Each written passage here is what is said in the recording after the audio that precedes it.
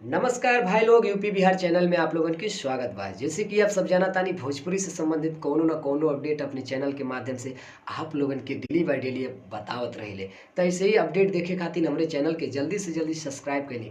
UP Bihar, अगर आप लोग यूपी बिहार चैनल के सब्सक्राइब करतानी तो भोजपुरी से जुड़ल खबर आप लोगन के सबसे पहले देखे के और सुने के मिली। चलिए वीडियो को देर ना करी, आप लोगन के बता दी कि वीडियो बनौले के मकसद हमारा आज का है।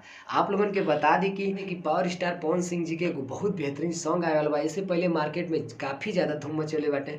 पुदीना ये हसीना ओढ़नी के कोर मजनुआ पिटाता, ऐसा तमाम गाना बा जवन मार्केट में अभी तक ट्रेंडिंग में बा। और आप लोग ऐसे ही ज़्यादा से ज़्यादा प्यार दुलार आशीर्वाद देते रही। यही के देखत में एगो बहुत बेहतरीन सॉन्ग आए वाला बा, नजरिया ना लगे, जौन कि आज पीआरए फिल्म से एक टीजर रिलीज हुई। और वीडियो कब रिलीज होता आप लोगन के अपने चैनल के माध्यम से बता देव कि वीडियो एक कब आए वाला बा। बहुत बेहतरीन सॉन्ग बा, ये खातिर एक पहले टीजर रिलीज होता। आप लोग कमेंट में जरूर बताएं कि सॉन्ग कैसन बा। आज शाम के 6 बजे 7 बजे कभी भी रिलीज हो सकेला, कंफर्म डेट नहीं है, लेकिन आप लोग जाएँ पीआरए फिल्म से जाएँ और टीजर सुनी और काफ़ी ज़्यादा प्यार दुलार आशीर्वाद दें। ऐसे ही ताज़ा ताज़ा खबर देखे खातिर हमारे चैनल के जल्दी से जल्दी सब्सक्राइब कर ली। यूपी बिहार, अगर आप लोग यूपी बिहार चैनल के सब्सक्राइब करता नहीं तो भोजपुरी से रिलेटेड सब कुछ आप लोगन के सबसे पहले देखे और सुने के मिले। ये खातिर जय हिंद, जय भारत, जय भोजपुरिया समाज।